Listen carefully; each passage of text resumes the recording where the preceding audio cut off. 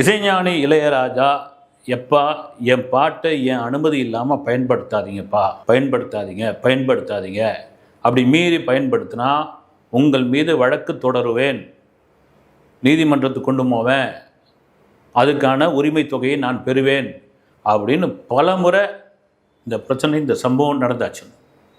ஆனாலும் ஏன் தொடர்ச்சியாக அது மாதிரி பண்ணிக்கிட்டு இருக்காங்க தெரியல. அதுவும் பார்த்தீங்கன்னா பெரிய படங்கள் தான் அது மாதிரி வேலையெல்லாம் பண்ணுறாங்க. கங்கை அமரன் ஒரு சமயத்தில் ஒரு ஒரு ஃபங்க்ஷன்லேயே கேட்டார் ஏங்க உங்கள் படத்துக்கு ஒரு மியூசிக் டைரக்டர் வைக்கிறீங்கல்ல, அவருக்கு சொல்லையா 35 லட்சம் 40 லட்சம் கொடுக்குறீங்கல்ல, அவர்கிட்ட இருந்து மியூசிக்கை வாங்க வேண்டியது தானேங்க, எங்கள் பாட்டை எதுக்குங்க எடுத்து திருடுறீங்க, நீங்கள் எதுக்குங்க எங்கள் பாட்டை யூஸ் பண்ணுறீங்கன்னு மிக மிக நியாயமான ஒரு கேள்வியை கேட்டார்.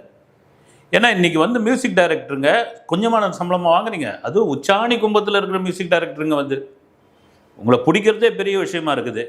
அப்போ உங்கள் சொந்த மொழியே இல்லையா, உங்கள்கிட்ட சரக்கு தீர்ந்து போச்சா, சரி தீர்ந்து போச்சுன்னா கூட நான் எப்படி இளையராஜா கிட்டேருந்து அவர்கிட்ட பாட்டு எடுக்கிறீங்க அப்படின்னா போய் கேட்டு வாங்கின்னு வர வேண்டியது தானே. கங்கை அமரன் அதான் சொல்கிறார், எங்களுக்கு துட்டு கொடுக்க வேணாம், ஒரே ஒரு வார்த்தை இதை யூஸ் பண்ணிக்கிட்டோமா பயன்படுத்திக்கிட்டோமான்னு கேட்குறதுல உங்களுக்கு என்னங்க பிரச்சனைன்னு கேட்குறாரு. நியாயமான ஒரு விஷயம் இன்றைக்கி இருக்கிற மியூசிக் டைரக்டர்கள் மியூசிக்கு அதாவது என்ன புதுசாக பண்ண தெரியுமா என்னன்னு தெரியல அதனால் இளையராஜாலாம் ஒரு ராஜாங்கத்தையே படைச்சிட்டார். இன்றைக்கி ஒரு தமிழனாக பிறக்காமல் இருந்திருந்தா இளையராஜா எங்கேயோ கொண்டு போய் அவரை உச்சாணியில் வைத்து கொண்டாடி இருப்பாங்க. நீங்கள் அவருடைய பர்சனல் இதெல்லாம் விடுங்க, அவர் கோவப்படுறாரு, அவர் திட்டுறாரு, அது அவருடைய இது வித்யா கர்வம்னு கூட சொல்லலாம். அதை தாண்டி ஏங்க இது மாதிரி நீங்கள் ஒரு மியூசிக் டைரக்டர் போடுறீங்க, எடுக்கிறீங்க, காசு இது பண்ணுறீங்க, இதெல்லாம் தாண்டி அவர்கிட்ட இருந்து ஏன் பாட்டு அடிக்கிறீங்க?